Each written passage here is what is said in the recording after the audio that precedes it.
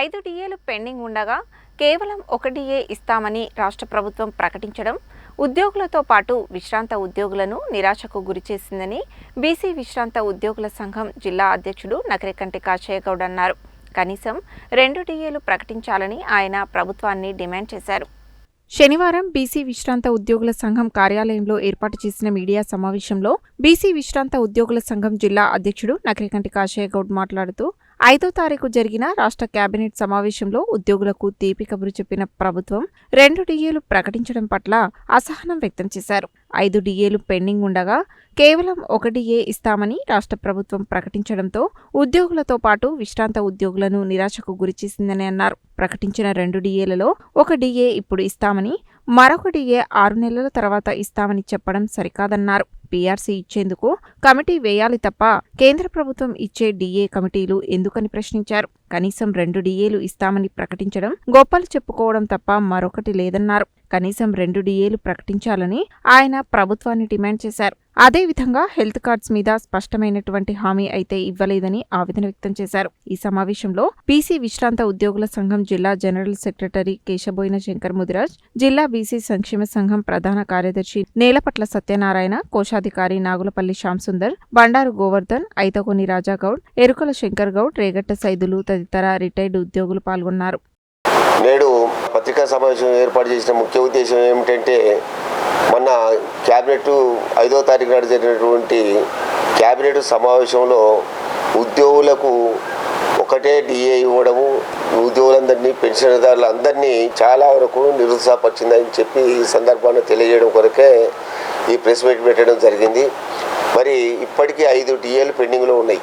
మరి ఇమ్మీడియట్గా 2 డిఏలైనా ప్రకటించాలని చెప్పి మొదటి డిఏతో పాటే 2వ డిఏ జీవో కూడా అందులోనే కలిపి ఎమ్మటే ఇస్తే ఉద్యోగులు కొంత తృప్తి పడుతున్నారనే ఉద్దేశం ప్రతి ఒక్క ఉద్యోగికి అయితేంది, పెన్షన్దారికి అయితేంది మరి వాళ్ళ ఆలోచన ఉంది. రేవంత్ రెడ్డి గారు గవర్నమెంట్ రాకముందు రాగానే 3 డిఏలు ఇస్తాడు, రాగానే పీఆర్సీ ఇస్తాడు, రాగానే హెల్త్ కార్డులు ఇస్తాడు, నేను వచ్చేది ఆలస్యం అని చెప్పి కేసీఆర్ కంటే ఎక్కువ అరిచేతులు వైకుండా చూపించే వరకు అమ్మ ఇక మనకు సరైనటువంటి ముఖ్యమంత్రి వస్తుడు, సరైనటువంటి గవర్నమెంట్ వస్తుందని చెప్పి అందరు కలిసి కాంగ్రెస్కు ఓట్లేసి గెలిపించడం జరిగింది. కానీ వచ్చిన కానించి మరి ఏ వర్గానికి కూడా సరైనటువంటి న్యాయం జరగడం లేదు. రైతులకు రైతు భరోసా సరిగా లేదు, రైతులకు రుణమాఫీ సరిగా లేదు, పంట గిట్టుబాటు సరిగా లేదు, బోనస్ లేదు. అన్ని రకాలుగా సగం సగమే చేసుకుంటూ ఉచితాలు అని చెప్పి ఏ వర్గానికి కూడా సరైనటువంటి హామీ నెరవేర్చకపోయారు. ప్రజల్లో తీవ్ర వ్యతిరేకత వచ్చింది ఈ 20 నెలల్ని. మరి ఉద్యోగులు ఎంత ఉన్నాయని చెప్పి చులకనగా మాట్లాడడం జరుగుతుంది. కాబట్టి ఇప్పటికైనా మంత్రులైనా మరి ముఖ్యమంత్రి అయినా కానీ ఆలోచన చేసి డిఏలు 5కు 2 అయినా ఇమ్మీడియట్గా ప్రకటించాలి. ఆఖరికి మా నాయకులు ఏమన్నారు, స్టేట్ నాయకులు 3 అయినా ఇవ్వాలి అని చెప్పి 2 పీఆర్సీలో కలిపియాలని చెప్పారు. 2 లేదు, 3 లేదు, ఏది లేదు. ఆ పీఆర్సీ ఊసే ఎత్తలేదు. అదేవిధంగా హెల్త్ కార్డ్స్ 1% మేము ఇస్తామని చెప్పినావు. సరే, నువ్వు 1% కట్ చేస్తావో 1.5 చేస్తావో ఎంత చేస్తావో చేసి ఈక్వల్గా నువ్వు కలిపి మిగతా ఇమ్మీడియట్గా ఉచిత ఆరోగ్య పథకాన్ని ప్రవేశపెడితే, ఎందుకంటే రిటైర్డ్ అయిన తర్వాత సకల రోగాలు వస్తాయి, ఉన్న ఆస్తులు అమ్ముకోవాల్సిన పరిస్థితి ఏర్పడుతుంది. కాబట్టి ప్రభుత్వం ఇప్పటికైనా కానీ ఆలోచన చేసి ఇమ్మీడియట్గా హెల్త్ కార్డ్స్ ఇష్యూ చేయాలి.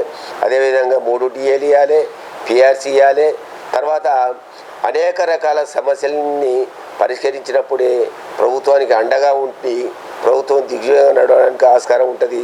ముఖ్యంగా 5వ తారీఖున మన రేవంత్ రెడ్డి గారి ప్రభుత్వం క్యాబినెట్ మీటింగ్లో మరి ప్రభుత్వ ఉద్యోగులపై, విశ్రాంతి ఉద్యోగుల యొక్క సమస్యలపై మరి 3 సబ్ కమిటీలు వేసి 6 సార్లు మీటింగ్ పెట్టి మరి ఆలోచన చేసి ఒక కమిటీలో యొక్క కాలయాపన చేసి 1 డిఏ మాత్రమే ఇచ్చిండు.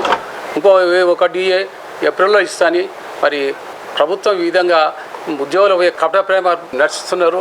ముఖ్యంగా వెంటనే మరి ప్రభుత్వ ఉద్యోగులు మరి ప్రభుత్వం చేసే అన్ని పథకాలను కూడా ప్రజల్లో తీసుకుపోయి ప్రభుత్వం యొక్క పేరు ప్రతిష్టలు తీసుకొచ్చే ప్రభుత్వ ఉద్యోగులు, అదేవిధంగా విశ్రాంతి ఉద్యోగులు అందరూ మరి రాష్ట్రం కోసం ఎంతో సేవ చేసిన వారు ఉన్నారు. మరి ముఖ్యంగా మరి ఫ్రెండ్లీ ప్రభుత్వం ఉన్నారు. మరి ఇప్పటికి కూడా మరి వెంటనే ఒక డిఏ ఇచ్చింది కావాలి, మరి ఏప్రిల్ ఇచ్చే డిఏ కూడా వెంటనే ఇవ్వాల్సింది ఒక్కోవచ్చు.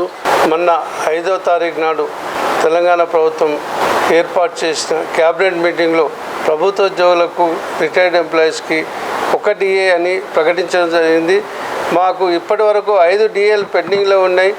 మళ్ళీ రేపు జూలై వస్తే 6 పెరుగుతుంది, మళ్ళీ జనవరి వస్తే 7 పెండింగ్ అవుతాయి. 7 ఒకటి ఇచ్చి ఏప్రిల్ కానీ చెప్తున్నాడు. ఇది చాలా దుర్మార్గము. కావున తక్షణమే మళ్ళీ క్యాబినెట్ 15 రోజుల తర్వాత క్యాబినెట్ ఏర్పాటు చేస్తానన్నాడు ముఖ్యమంత్రి గారు. ఆ ఏర్పాటులో ఈ ఒక డిఏతో పాటు డిఏ జీవో ఇచ్చేసి అదనంగా 2 డిఏలు 15 రోజుల క్యాబినెట్లో తప్పకుండా ఇవ్వాలని కోరుతున్నాము. అలానే రిటైర్డ్ 1 ఇయర్ పైన ఎంప్లాయీస్ రిటైర్డ్ అయ్యి వాళ్ళకి ఒక్క బెనిఫిట్ ఇవ్వలేదు. వాళ్ళ దగ్గర 9,000 10,000 కోట్ల రూపాయలు రావాల్సిందని అతనే చెప్తున్నాడు. నా దగ్గర ఏం లేదు, నన్ను కోసుకొని తిన్నా నాకు ఆడ పైసలు లేవని అంటున్నాడు. వేరే స్కీములు ఎట్లాకి వస్తున్న పైసలు మేము కనబడతలేవా? మా ఓట్లు వేసి గెలిపించుకోలేదా? మాకు మాయమాటలు చెప్పి అధికారంలోకి వచ్చి మీరు ఇలా చేయడం తగదు. మాకు తక్షణమే ప్రతి నెల 1,500 కోట్లు కన్నా కనీసం ఇవ్వాలి. 700 కోట్లు ఎక్కడ సరిపోతాయి? సరిపోవు చేయబట్టి 1,500 కోట్లన్నా ఇచ్చి రిటైర్డ్ అయిన వాళ్ళ బెనిఫిట్స్ తక్షణమే ఇవ్వాలని, అలానే హెల్త్ కార్డ్స్ 1% తోటే మాకు హెల్త్ కార్డ్స్ ఇప్పించాలి అని మేము కోరుతున్నాం. ముఖ్యంగా మొన్న జరిగినటువంటి క్యాబినెట్ 5వ తారీఖు జరిగినటువంటి క్యాబినెట్ మీటింగ్లో గౌరవ ముఖ్యమంత్రి గారు ఏదో ప్రభుత్వ ఉద్యోగులందరూ ఎదురు చూస్తూ ఎంత న్యాయం చేస్తున్నారు ప్రభుత్వ ఉద్యోగులకు కానీ వారు చూస్తే అంతా మాకు చాలా నిరాశ నిస్పృహలు ప్రజలు మా ఉద్యోగులు బాధపడుతున్నారు. ఎందుకంటే కనీసం ఈ జూలై జనవరి వరకు ఈ డిఏలు వచ్చేదాన్ని ఒక్క డిఏ ప్రకటించడం అంటే హాస్యాస్పదంగా ప్రజలందరూ కూడా భావిస్తున్నారు. కాబట్టి ఇప్పటికైనా ఆలోచించి గౌరవ ముఖ్యమంత్రి గారు మరీ ఆలోచించి రేపు వచ్చే నెలకు 15 రోజుల సార్ క్యాబినెట్ అది పెడతానని చెప్పారు. అందులో ప్రకటించి మీ యొక్క గొప్పతనాన్ని మీరు నిలుపుకోవాలి.